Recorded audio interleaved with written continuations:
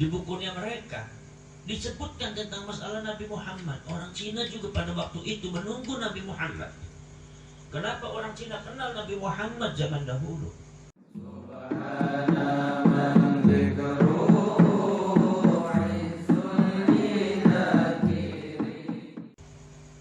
Hadirin sekalian, ini adalah merupakan cerita daripada seorang Yahudi, Banu Israel.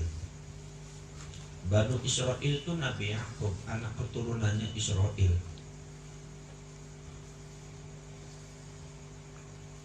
Israel itu Nabi Yakub. Kenapa Nabi Yakub disebut Israel? Karena Nabi Yakub ketika ditanya, "Man anta?" Siapa kapan jenengan?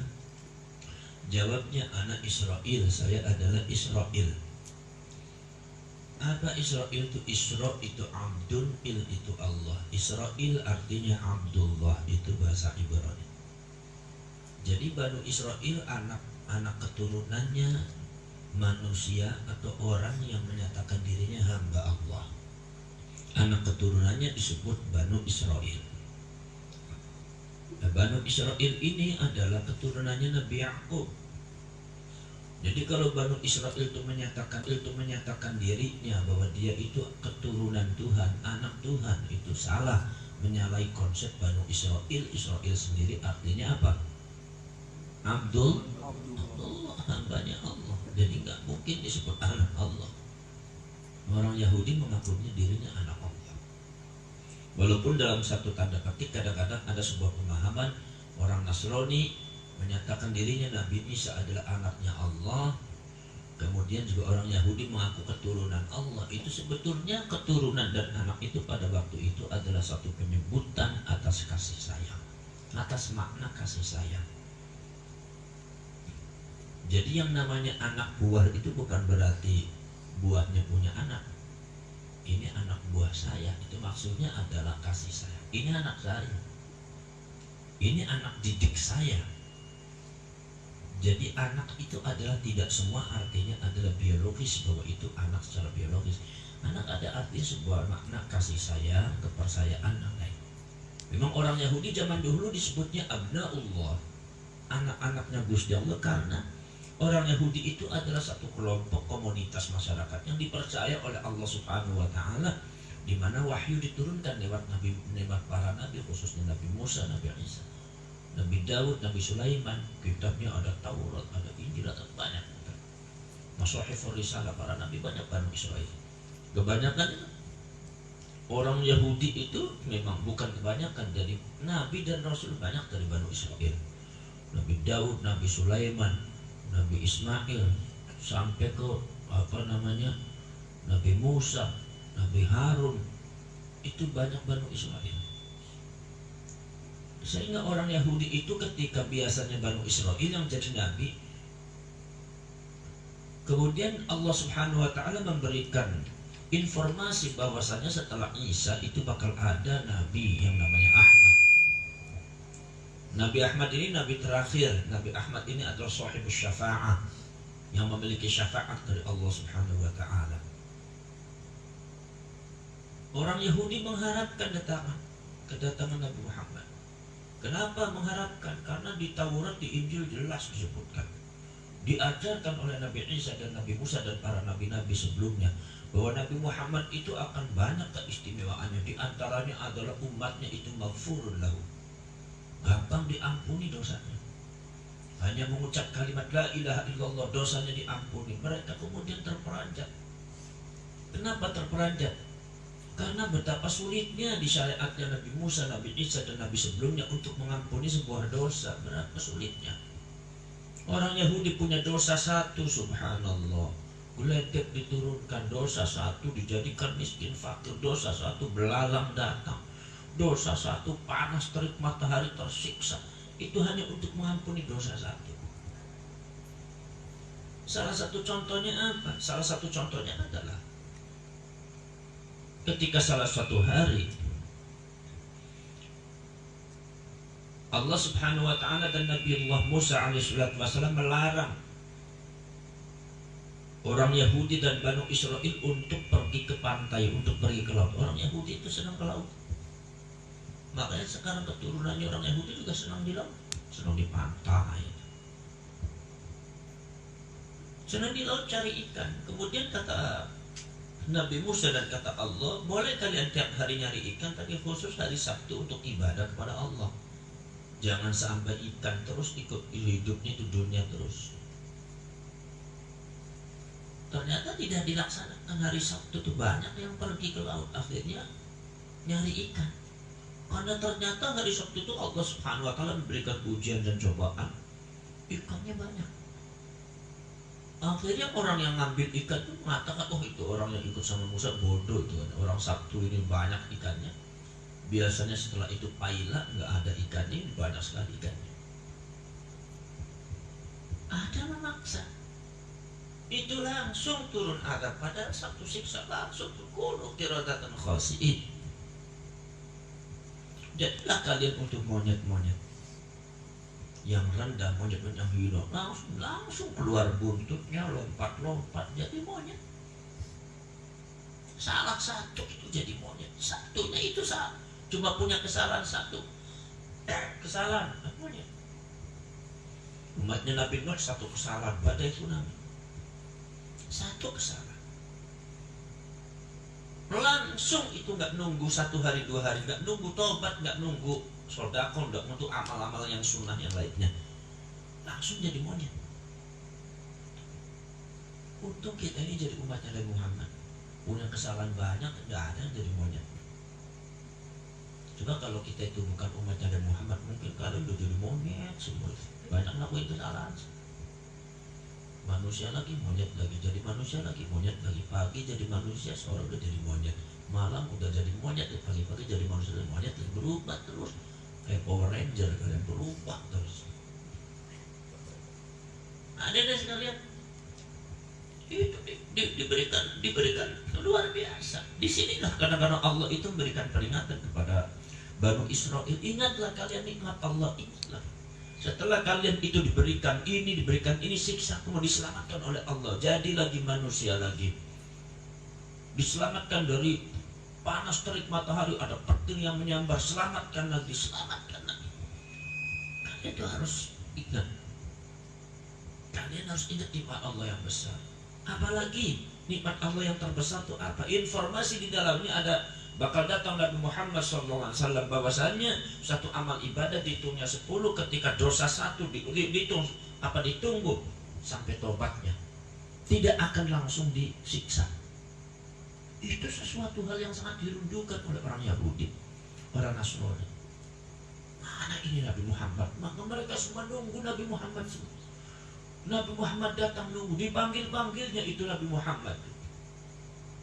Ketika ada kumpulan itu panggilnya Nabi Muhammad. Bahkan ketika berdoa, orang Yahudi itu memanggil nama Nabi Muhammad untuk dijadikan tawassul. Dengan kebesaran Muhammad, Nabi Ahmad yang akan datang, ya Allah, begini. Bukan Nabi Musa yang disebut, bukan Nabi Harun yang disebut. Nabi Musa itu bukan disebut dituntut, ya Musa, ya Musa, ud'u ya Musa, ud'u ila rabbik ya Musa, doa kepada Tuhan kamu Musa, minta kepada Tuhan kamu. Yang jadi tuntutan Nabi Musa. Tetapi ketika mereka berdoa depan Allah atas musibah yang telah terjadi, mereka menyebutnya Nabi Muhammad.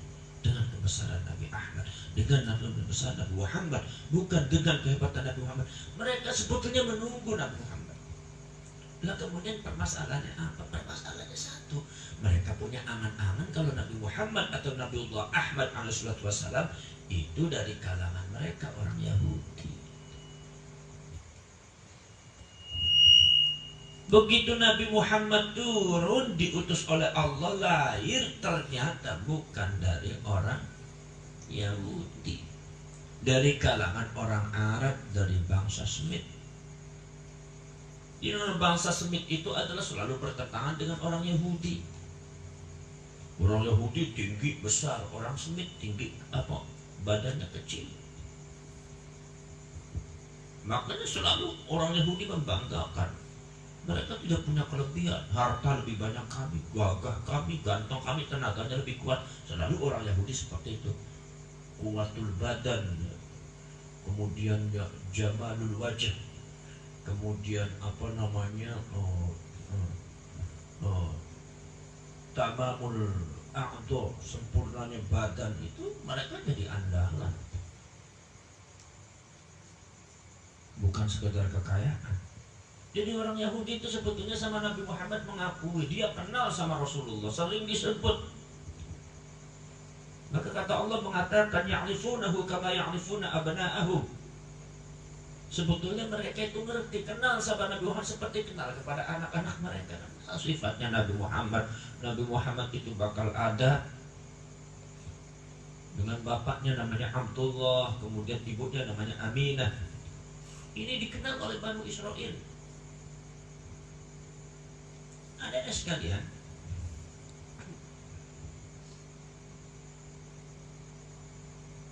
Banu Israel ini ada sekalian,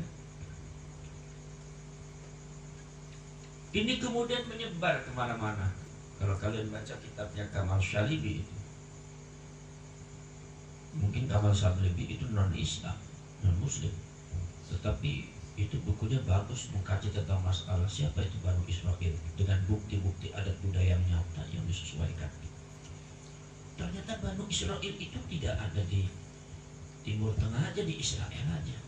Kata Kamal Shalibi, berdasarkan data otentik perjalanan Banu Israel, sejarahnya, kemana arahnya, sampai adat budayanya sama dan nama-namanya sama walaupun bahasanya berbeda. Ternyata Banu Israel itu tidak cuma ada di Israel, tidak cuma ada di Amerika, tapi termasuk Afghanistan itu termasuk Banu Israel, termasuk Cina itu termasuk Banu Israel, Tibet Cina itu termasuk Banu Israel.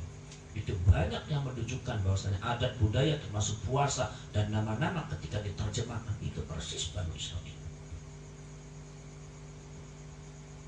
Maka di bukunya orang-orang apa namanya, di bukunya mereka disebutkan tentang masalah Nabi Muhammad. Orang Cina juga pada waktu itu menunggu Nabi Muhammad.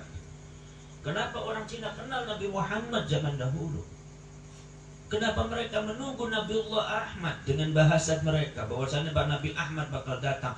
Namanya Nabi Ahmad cuma pakai bahasa Cina, artinya terpuji. Bapaknya namanya adalah hambanya Allah, dalam bahasa Arab Abdullah. Ibunya adalah seorang perempuan yang artinya dipercaya, perempuan dipercaya. Aminah itu adalah artinya perempuan yang dipercaya. Dia akan hidup, yaitu adalah di dia akan hidup adalah di tempat yang sangat gersang, di tempat yang sangat gersang. Semuanya adalah isinya pasir, batu-batuan di Mekah. Ada Ka'bah, sukunya suku Quraisy. Kemudian dia akan terusir dari kampungnya, pergi ke Madinah. Itu lengkap diceritakan di peradaban orang Cina kuno dengan bahasa-bahasa Cina. Begitu juga di Afghanistan. Dan ada beberapa runtutan sejarah penerjemahan, yaitu bahasa-bahasa mereka, bahasa Ibrani ke bahasa Cina. Dan ternyata komunitas orang-orang Israel yang ada di Cina, bukan orang Cina ini, saudara-saudara kalian, yang itu komunitasnya persis seperti Israel. Adat budayanya, puasanya, pemahamannya. Makanya Kamal Shalibi itu menemukan bukti yang sangat kuat bahwa Cina termasuk Banu Israel, Afghanistan termasuk Banu Israel.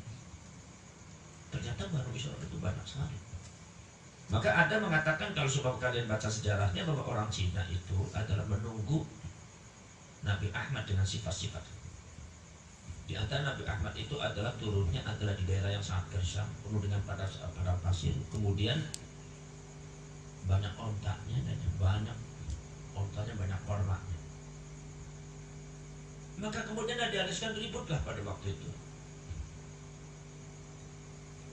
Ada Konfusius yang membawa agama Konghucu, itu dari belahan India, dengan memiliki sifat yang luar biasa seperti sifatnya Nabi Muhammad. Sabarnya, perjuangannya, terusir dari kampungnya sendirinya juga ada Konfusius. Sehingga orang Cina, dan hidupnya juga di negara yang sangat gersang dan banyak korma, banyak onta. Di India itu banyak korma, banyak onta kebetulan. Sehingga orang-orang Cina Kemudian meyakini bahwa dia itu Nabi Ahmad yang ditunggu, maka dipanggillah itu Konfusius. Begitu Konfusius itu dipanggil di dipanggil daerah Cina, maka diagung-agungkan, maka orang Cina banyak mengikuti Konfusius. Jadilah itu agama Konghucu. Padahal Konfusius ternyata bukan Nabi Muhammad. Ini cerita betapa bahwa orang Cina itu adalah bagian daripada Bani Israil yang menunggu kedatangan Nabi Muhammad SAW. Sudah menunggu, cuma permasalahannya satu saja. Orang Yahudi ini tidak mau ada Nabi selain Yahudi, gitu aja. Sebagaimana juga seumpama kalian itu orang buntet, seumpama. Seolah-olah tidak mau kalau sebelum ada kiai selain dari buntet. Orang Lirboyo tidak mau ada kiai selain Lirboyo. Orang pelosok tidak mau saya itu menghormati kiai selain itu. Selain pelosok nggak mau, karena kiai ya pelosok, kiai ya Lirboyo, kiai ya buntet, itu perasaan dari masing-masing itu ada. Nah kalau kalian punya perasaan seperti itu, berarti orang Yahudi. Nggak boleh seperti itu ya. Ketika ada muncul seorang tokoh dulu yang namanya Basim As'ari, itu ada Mbah Khalil Bangkalan, Mbah Nawawi Banten, itu ternyata Allah memberikan contoh beda-beda. Basim As'ari ada di Jombang. Setelah Basim As'ari muncul, Mbah Hasbullah, Mbah Saklum muncul, ini muncul, ada di lompat-lompat di sini, di sini, di sini. Jadi yang namanya tokoh ada di mana saja, nggak mesti dari Bani Israil, nggak mesti dari Jombang, nggak mesti dari Buntet. Orang luar biasa. Ketika Abah Fuad itu jadi hebat, penceramah luar biasa ulung. Abah Fuadnya sudah mulai turunlah Zainuddin NZ. Ke Zainuddin itu dari Jakarta. Nah sebagian orang masih belum menerima. Yang namanya orang ceramah ya dari Buntet. Nggak mesti dari Buntet, dari Jakarta juga bisa. Setelah Zainuddin NZ itu kemudian turun, maka turun Abdul Somad muncul lagi dari Riau.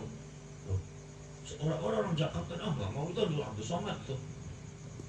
Padahal sama aja, bagi Allah sama aja, nggak ada bedanya. Mau dari mana kalau gitu. Nah, orang Yahudi itu ada kayak gitu. Jadi nggak mau. Sehingga ketika Nabi Muhammad SAW dibangkitkan dan tahu bahwa Nabi Muhammad itu bukan dari kalangannya dia yang akan merubah semuanya, bahkan mengungkapkan kejanggalan-kejanggalan yang terdapat pada orang Nasrani dan orang Yahudi. Dan terdapat yaitu adalah kekeliruan akan dibuka. Sedangkan yang membuka itu adalah orang Arab, bukan orang Yahudi. Maka berbondong-bondong orang Yahudi itu pengen membunuh Nabi Muhammad. Akhirnya bukan mencintai, tapi justru membunuh. Itulah orang Yahudi. Jadi karena menganggap orang Yahudi itu adalah ketika Nabi Muhammad turun itu bukan dari Arab, itu termasuk orang yang tidak diinginkan, yang tadinya betul-betul diharapkan kedatangannya. Ini salah satu kejelekan. Ada sekalian. Wa anni faddaltukum 'alal 'alamin. Orang Yahudi itu memang luar biasa. Pintarnya luar biasa orang Yahudi itu. Sejarahnya ada pintar. Dalilnya ada. Dalilnya apa? Dalil jauh. Ya, dalilnya orang Yahudi pintar. Wa anni faddaltukum 'alal 'alamin. Nabi Ismail itu nurunkan Arab. Nabi Ismail dan Arab orangnya pintar-pintar karena ada sejarahnya dari Nabi Ismail. Orang Mesir pintar, ada sejarahnya dari Nabi Ishaq. Orang Yahudi pintar, dalilnya adalah wa anni faddaltukum 'alal 'alamin. Orang mata sipit kayak Jepang dan Cina pintar, itu ada sejarahnya. Siapa? Ya itu adalah dari kalian Nabi Sulaiman yang diberkati oleh Allah ilmu. Itu sejarahnya. Yang nggak ada sejarahnya pintar kita orang Indonesia ini nggak ada sejarahnya dari mana? Makanya pertandingannya kalah terus. Sejarahnya kalian tuh sejarah dan dalil untuk pintarnya nggak ada kali. Makanya kalah terus sama Jepang, Cina kalah. Makanya muncul itu adalah Yahudi, golongan Amerika dan Eropa. mata sipit orang Cina dan Jepang. Kemudian juga ada sekalian adalah seperti yang disebutkan Bakti Nasar, golongan bangsa Arya. Siapa? Di antaranya adalah Rusia, India, itu pintar-pintar. Arabnya pintar karena dari Nabi Ismail ada sejarahnya dan ada dalilnya. Ya, kalau kalian nih orang Cirebon atau orang Brebes, kalian ya, saya belum menemukan sejarahnya tuh. Bukan mungkin ada, mungkin sejarahnya saya belum menemukan gitu aja. Ya, ada sekalian. Jadi bisanya niru aja gitu. Pintar. Makanya kalian itu termasuk tabi'in, orang yang mengikut aja, ikut kemana arahnya. Orang Yahudi ke sini ikut, orang Jepang ke sini ikut. Dan itu udah bangga banget kalian. Kalian nggak bisa nyiptain mobil, tapi kalau punya mobil bangga banget tuh, saya punya mobil. Berapa mobilnya? Ada 4 mobilnya. Padahal buat mobil nggak ngerti sama mesinnya nggak, ini buat akinya aja nggak bisa.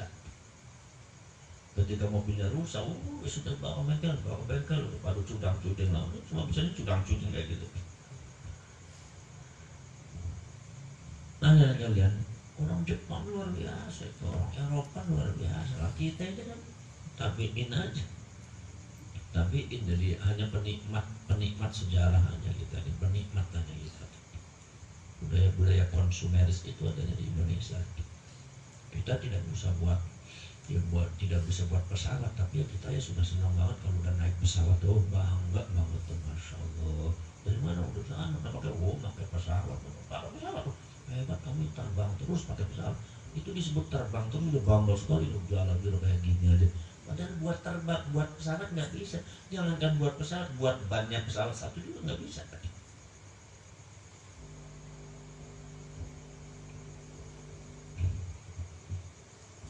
Tapi kata Imam Ibn Khaldun mengatakan bahwa di dunia ini nggak ada yang cerdas otak itu, dan tidak ada yang bodoh. Yang ada penggunaan otak. Kalau otak digunakan semakin cerdas, kalau tidak digunakan maka semakin bodoh. Maka tidak ada istilah Yahudi, Arab, tidak ada istilah orang bangsa Arya, orang India, Eropa, Arab, Cina, Jepang. Tidak ada itu yang disebut orang pintar, kecuali siapapun termasuk orang Indonesia bisa jadi orang terpintar ketika otaknya digunakan.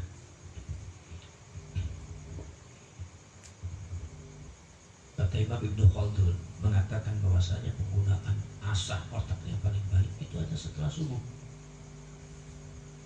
Setelah sholat subuh itu kalian belajar.